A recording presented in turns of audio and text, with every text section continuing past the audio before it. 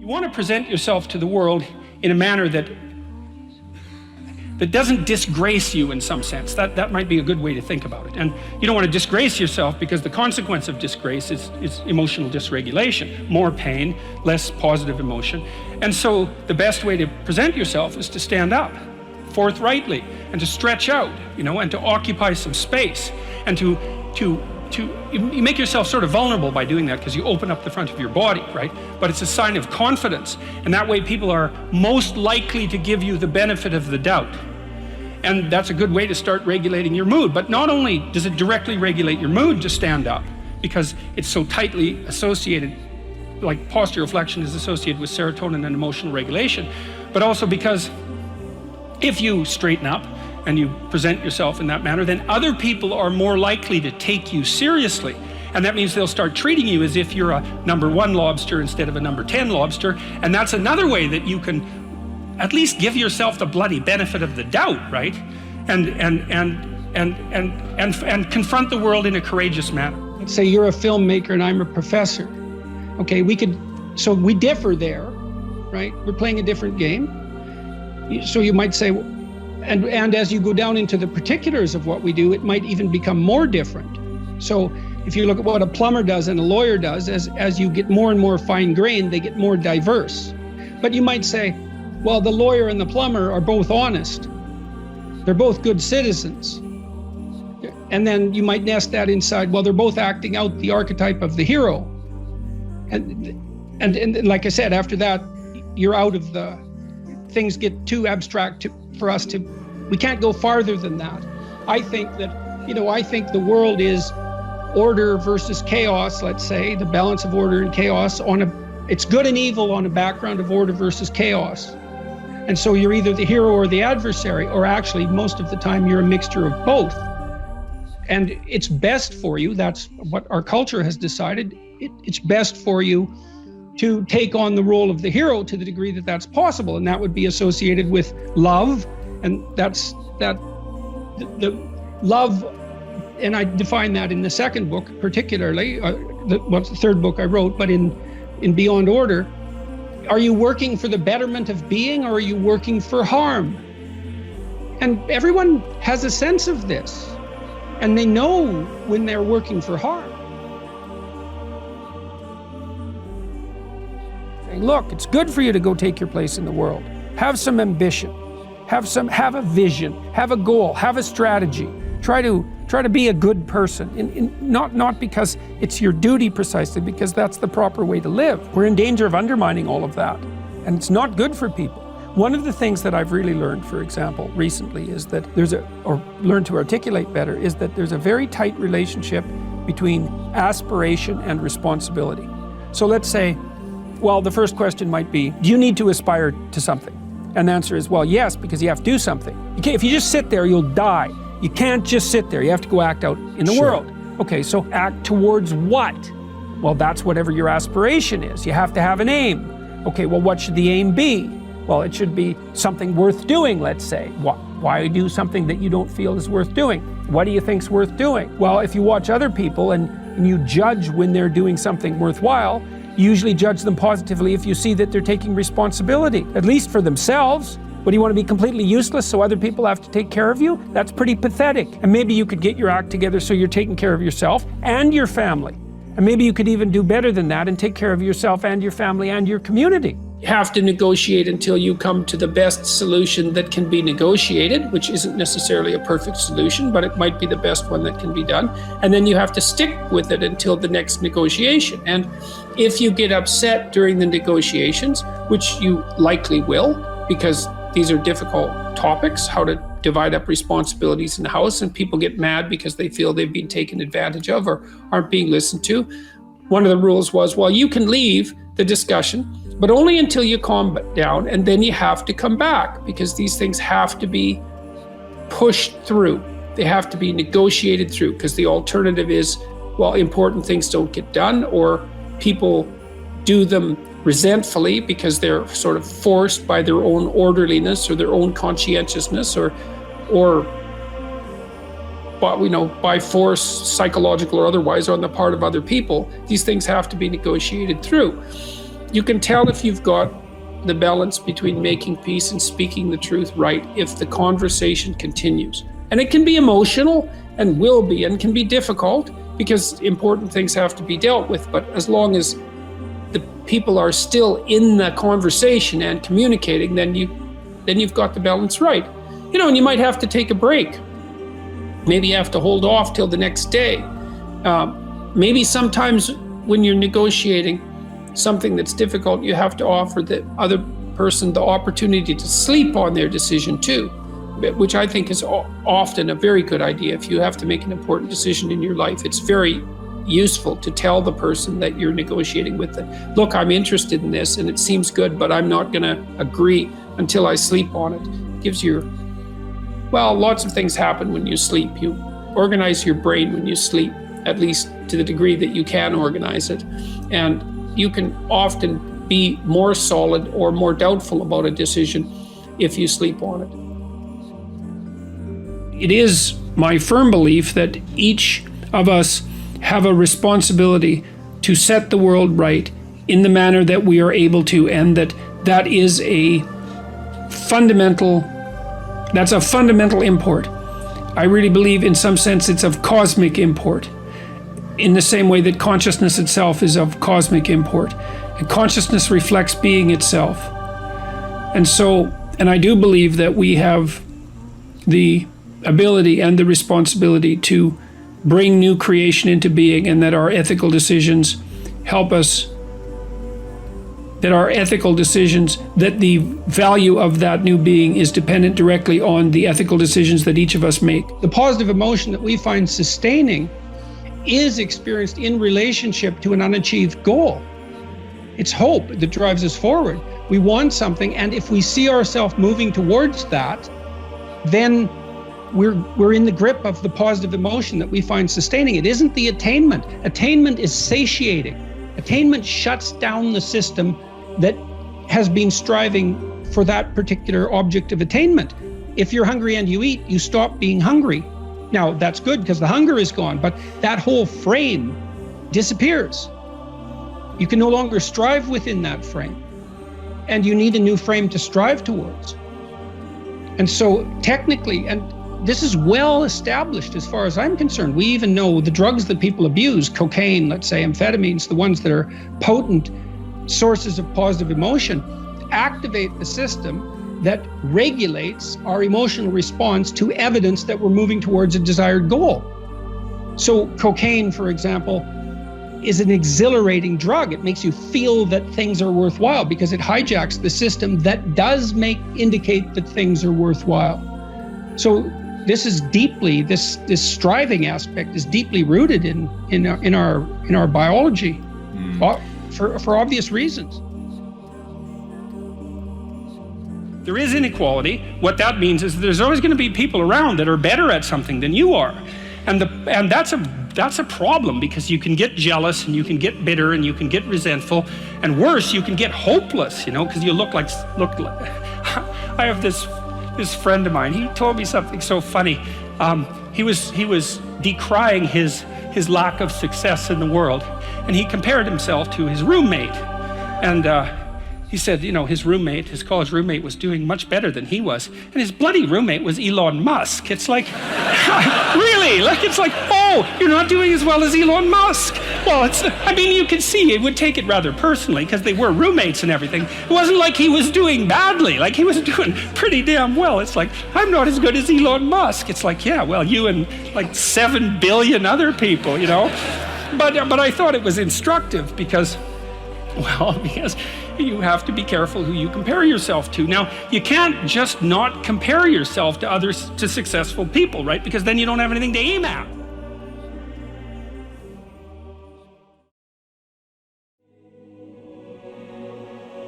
Not only do you have to move from point A to B in life, but point A is often a very difficult place to be, because we're fragile and bounded and mortal and limited, and because we know that. And so one of the implications of that, as many great religious traditions are at pains to illustrate or demonstrate or proclaim, is that life is essentially suffering. And I believe that to be a fundamental truth. But but perhaps not the most fundamental truth, because I think the most fundamental truth is that despite the fact that life is suffering, people can transcend that. And partly the way they transcend that is by pursuing things of value. And so that if there is no value proposition at hand, then you have no meaning to justify the difficult conditions of your life. And that's brutally difficult for people. You know, Nietzsche said, he who has a why can bear any how. And you see, and I've certainly seen this as a clinical practitioner, that people who have no purpose in their life are embittered by the difficulties of their life. And they become first bitter, and then resentful, and then revengeful, and then cruel. And there's plenty of places to go past cruel. That's just where you start if you're really on a downhill path. You know, we kind of have this idea that, well, you're free as a child, and then you, let me see if I can put this properly, that you have a certain delightful, wonderful, positive freedom as a child, and then that's given up as you approach adulthood. But the truth of the matter is that you have a lot of potential as a child, but none of that is capable of manifesting itself as freedom before you become disciplined. And discipline is a matter of the imposition of order, and the order is necessary, especially for people who are hopeless and nihilistic. And lots of people are hopeless and nihilistic, way more people than you think. And part of that is because no one's ever really encouraged them. And so the book is in part a matter of encouragement. It's like, lay a disciplinary structure on yourself, get the chaos in check, and then you can move towards a state that's freer, because it's discipline first. Like, look, if you're going to become a concert pianist, there's going to be several thousand hours of extraordinarily disciplined practice. That's the imposition of order on your potential, let's say. But what comes out of that is a much grander freedom. And so in virtually every freedom that you have in life that's true freedom is purchased at the price of discipline. Before you can be a painter who can paint what's beyond mere memory, you have to inculcate that discipline skill, and a lot of that is painful repetition and hard grinding work. It's the sacrifice of the present for the future. But once you manage that, then things open up. And virtually everything you learn of value is like that's very, very, very difficult to learn to write. And there's arbitrary rules that you have to follow and bind yourself to. And while you're learning those rules, the probability that you have any creative freedom to speak of or any facility with the rules is very low. You're a rank beginner. And even to some degree, whatever creativity you have is going to have to be stifled while you're passing through that keyhole. But if you pass through it, then something massive opens up on the other side. And it is definitely the case that disciplinary institutions, universities, are exactly that, is they're places of guidance, and they're places to encourage people to develop the discipline that's necessary to see beyond the discipline. I mean, that's why we have disciplines, right? I mean, the words aren't there by accident. You have to narrow yourself first, and then you can broaden outward. And so that's part of the process of maturation. That's part of the sacrifice of childhood. Say, in childhood you're nothing but potential, but it's not realized, and you don't know how to realize it. And so then the question is, well, how do you get to a point where you realize the potential? And the answer is, you sacrifice almost all of it to a single direction. This is Nietzsche's commentary on the Catholic Church, because he's a great admirer of the Catholic Church, despite the fact that he was also a radical critic of Christianity. Said the thing about the Catholic Church is that it forced everything to be interpreted within a single explanatory framework. And that was a discipline. And once that discipline was established, then the disciplined mind could explode in every direction, which is precisely what happened. And so, and that's the thing about growing up, is that when you're a teenager and a young adult, you have to sacrifice everything you could have been as a child to be the one thing that you're aiming at. But then that opens up, and the universities are part and parcel of that process. And you need the guidance, because the library is too large to wander through it unaided. Many times in life, people don't get what they want and they need because they don't aim at it. And it's a hard lesson for people to learn, because they're cynical to begin with, and they presume that there's no possible way of moving forward. But it's not so unreasonable to assume that you're not going to hit what you don't aim at, or you're not going to hit what you aim at and don't shoot at.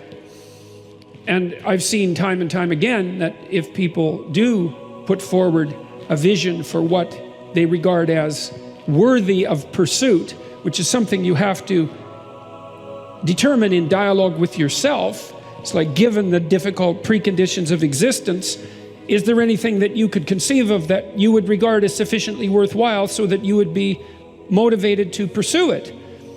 It's a profound philosophical question, and it's not an unreasonable one. It's a good place to start. It's like, well, life is difficult enough to make you cynical and bitter, and perhaps enough to make you cynical and bitter and suicidal and homicidal and even genocidal. And it's not surprising in some sense. And then the question is, well, is there something that you can pursue that allows that to be acceptable or perhaps even desirable, which is something to do that justifies the suffering? And it's hard to say what that would be for each of you.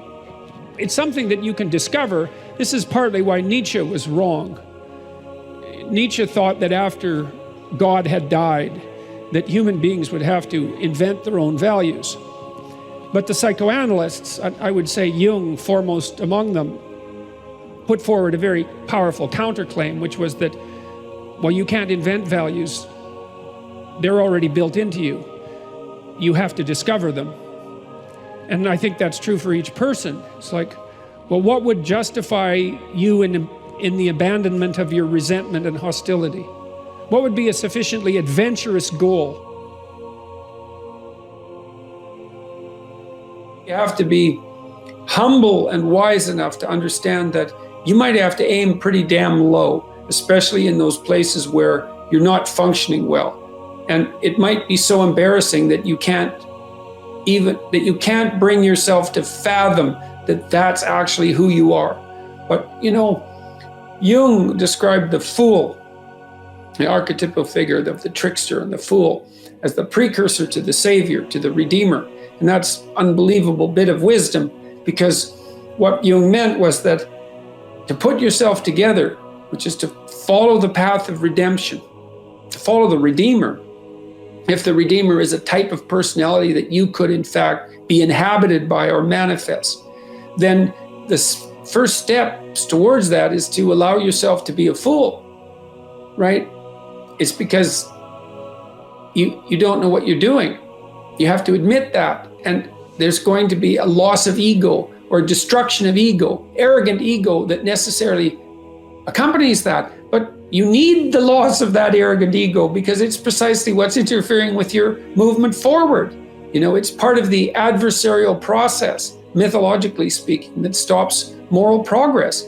You're too proud of who you think you are to notice what you're like so that you could change properly. You don't want to sacrifice that part of yourself.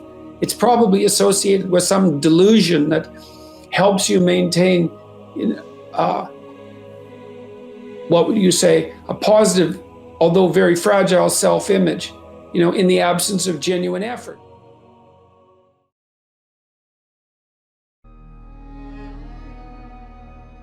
The more radical the necessary change, the more pain that accompanies it. Like the more opportunity as well. And a lot of what we learn painfully. And so it's not surprising that people shrink away from learning. We learn in pain and anxiety very frequently. Everyone knows that. Like the things that you really learned in life, it's like, it was no joy, man. Like it took you out. And so the fact that people flee from that is hardly surprising. But it doesn't help, that's the thing. It just stores up the catastrophe for later. And so the better idea is to eat a little poison every day so that you don't have to overdose in a month. It's something like that. And it is the case that I think because you aren't forced to, first of all, you don't learn unless you're forced to learn. I know there's alternatives to that. There's the voluntary search for knowledge, and that's a fine thing, and that is an antidote to this. But apart from that, speaking more practically, you tend not to learn unless you're forced to learn, and what you tend to learn by force are difficult lessons. And so people are very prone to not seek that out. It's not surprising, but it's because they don't understand the consequences very well. You know, It's because they're convinced that there's some way of forestalling the necessary learning. And there isn't any way of forestalling it. All you do is make it worse in the future. You make yourself smaller and you make the lesson harder. And so that's why in so many religious doctrines there's emphasis on humility. You know, and humility isn't to debase yourself. It's to understand that you don't know enough so that your life isn't going to be miserable. And so every chance you get to grab something new that will help you along your way, you should take it as fast as you can. But you have to have a very tragic, I would say, view of reality, and also a harsh one, because it's not just tragedy, it's also malevolence. You have to understand that those are waiting for you. And that makes you desperate enough to learn. And that might make you desperate enough to fall out of your ideology. But that's a hard way of looking at the world. You organize your perceptions in relationship to a goal. So, for example, if I want to walk across the stage, then I'll specify my endpoint and I'll see that in high resolution. And then I specify the pathway, and the observation of that untrammeled pathway produces positive emotion, because positive emotion is an index of an untrammeled pathway towards a valued goal, which is also something that's very interesting to know, because it suggests that there's no positive emotion without a goal. It also suggests that the more noble the goal, the more complete and elevated the positive emotion. And that could be true.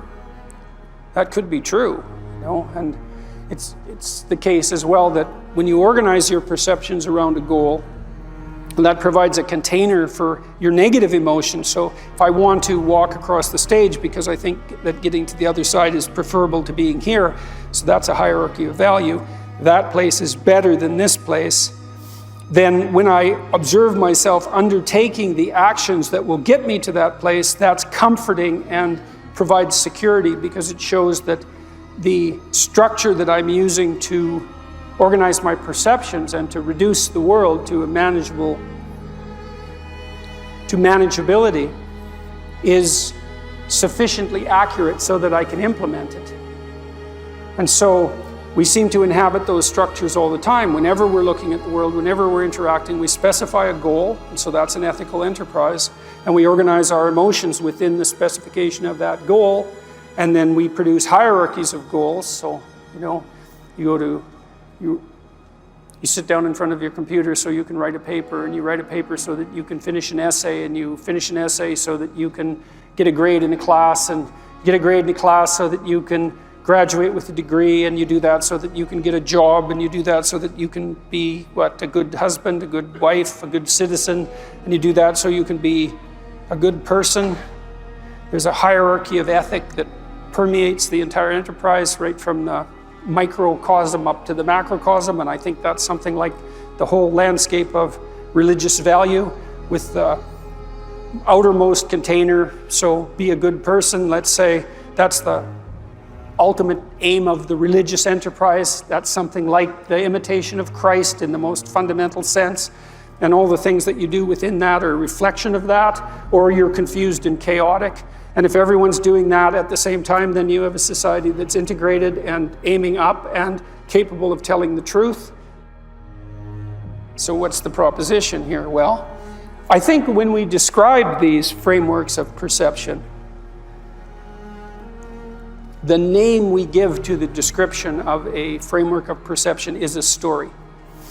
And I think the reason that we like stories so much is because we need to establish frameworks of perception in order to operate in the world and to allow ourselves to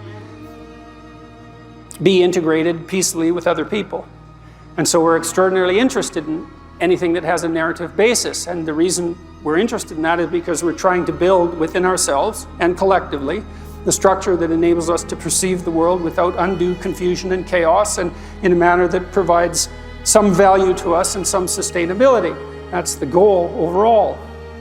And that seems to me to be the goal of the entire religious enterprise. And so, is it possible that, well, I guess that's the claim I thought I'd elaborate out a little bit today, is that the Bible is true in a very strange way. It's true in that it provides the basis for truth itself. And so it's like a meta-truth, right? Without it, there couldn't even be the possibility of truth. And so maybe that's the most true thing. The most true thing isn't some truth per se, it's that which provides the precondition for all judgments of truth. And it seems to me that I can't see any holes in that argument. And I can't see any holes in it from a scientific perspective either, because I think we do know well enough now as scientists that the problem of deriving ethical direction from the collection of facts is an intractable problem. There's too many facts. There's an infinite number of facts. They do not provide an unerring guide for action. They can't. There's too many of them. They have to be prioritized. And as soon as they are prioritized, well, then you're in the ethical domain. And then that begs the question, what's the valid ethical domain? And the postmodern answer is, well, there isn't one. It's all the expression of domination and power. And I think that's nonsense. I don't think that's a tenable solution. I think that we stumbled onto the proper answer in some sense in our religious enterprise, which is that we aim at what's highest, or we don't. We aim at what's highest jointly, or we're divided. We aim at what's highest, and that gives meaning to all the things we do that are subordinate parts of that. We aim at what's highest, and that's what collects us and gives us structure, all of that, singly and jointly. And that's all what we've been trying to communicate all these centuries, as we've been trying to communicate the whole religious corpus, generation after generation, and to sort this out and to straighten it out and to try to understand it. And I think that's where we're at now, maybe a little bit more conscious of what this all means, and maybe a little bit more capable of being more certain as people of the book that the faith we have in the textual corpus that we inhabit is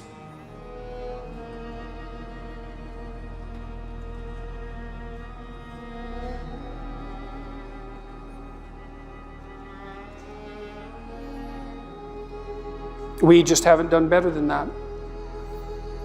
And we strive to flesh it out, we strive to understand it, but fundamentally, it seems to be true in that fundamental sense that I just described, which is not merely true, but the precondition for truth itself.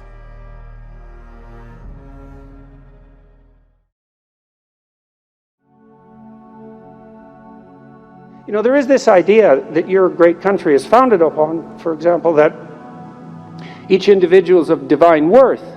And I made reference to this client I had when I was a junior therapist, and so even the most, what would you say, ignored and alienated, marginalized, let's say, to use a word that's been overused, have something of real value to bring into the world. And this is the case. You're a particularized creature as a son of God or a daughter of God, let's say. You have something to bring into the world that no one else can bring in.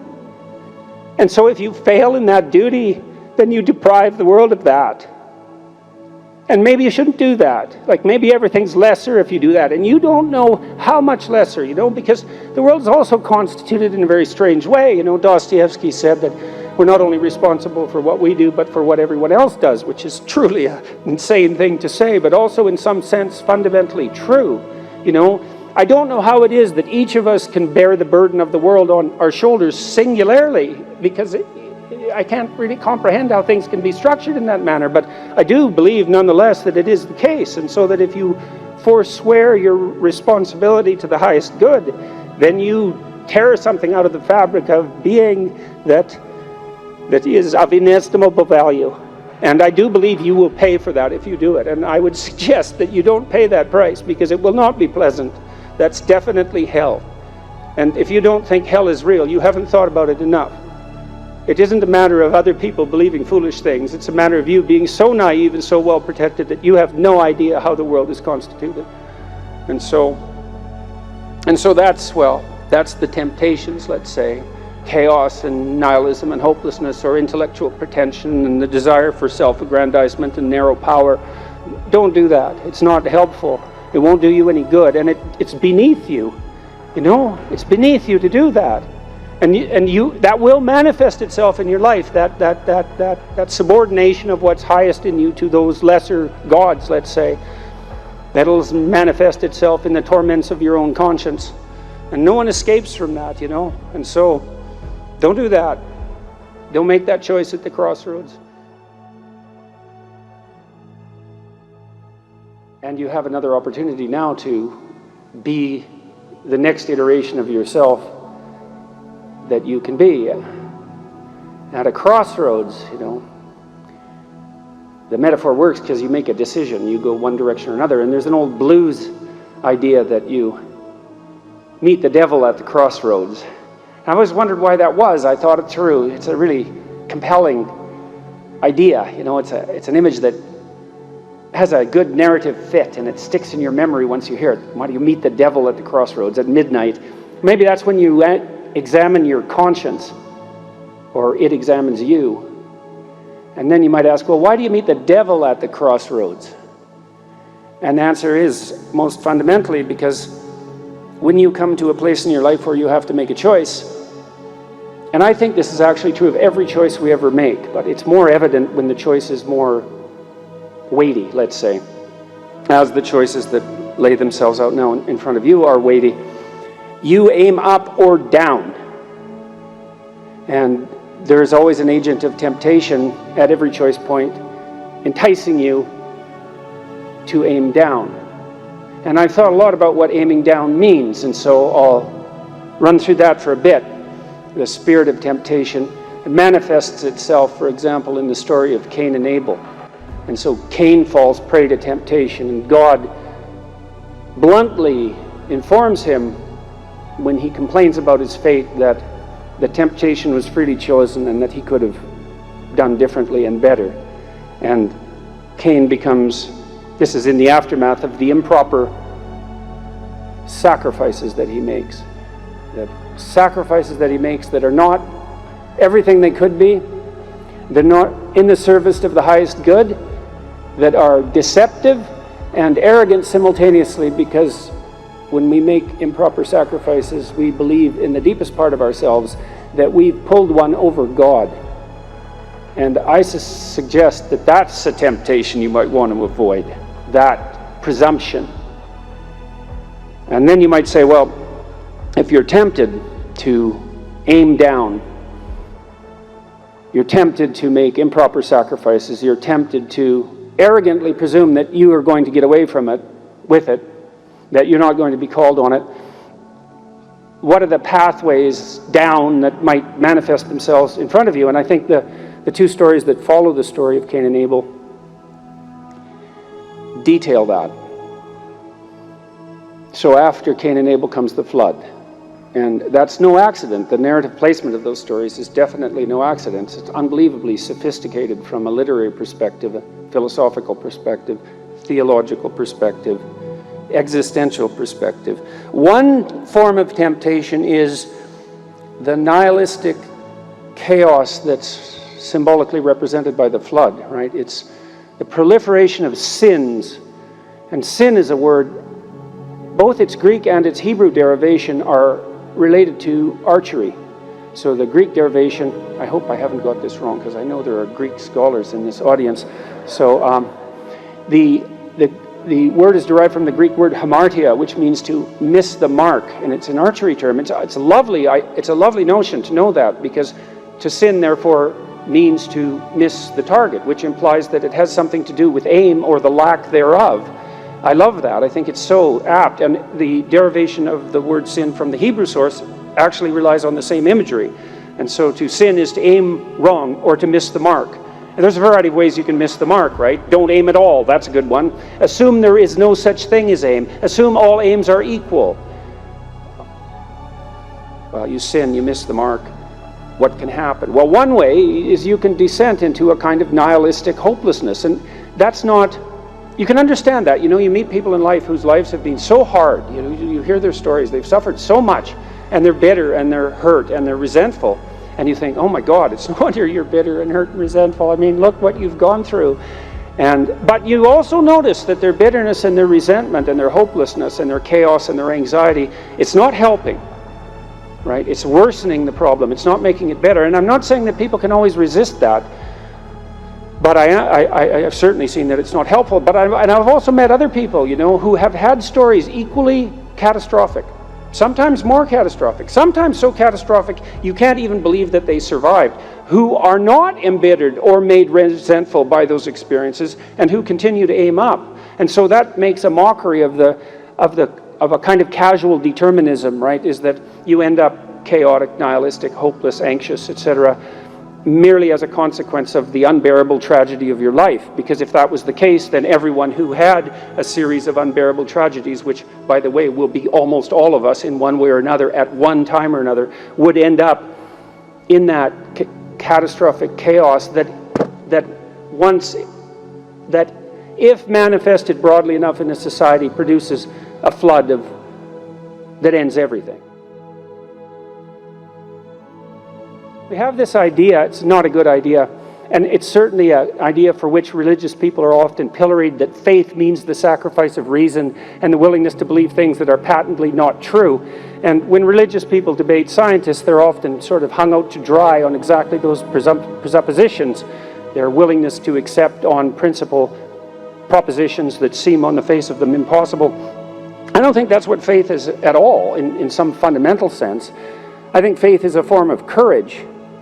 You know, if you're hurt by life, and you will be, it's understandable that you might react in a nihilistic and hopeless fashion and become anxious and depressed and cynical and bitter and all of that.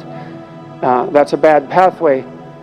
And I think part of what helps you through that is faith. And part of that faith is that it's incumbent upon you, and actually in your best interest and everyone else's, to maintain faith in the fundamental goodness of existence, including your own, despite the evidence to the contrary. Right? Because you can draw conclusions from suffering in two ways, right? One is that you have a duty and perhaps the capability to transcend the suffering and still serve the good, or you can derive the conclusion that life is so unbearable that it would be best terminated, which is the conclusion that Goethe's Mephistopheles derives, for example, in Faust. He says, well, the world is rife with suffering, and it's so unbearable that consciousness itself, all being, should cease to exist. That would be better. Nothing is better than something if something is rife with suffering. And you can derive that conclusion, and you'll be driven to it in some of the farther reaches of your life when terrible things happen to you. But I would say faith is the courage to not take that path despite the evidence that that might be justified.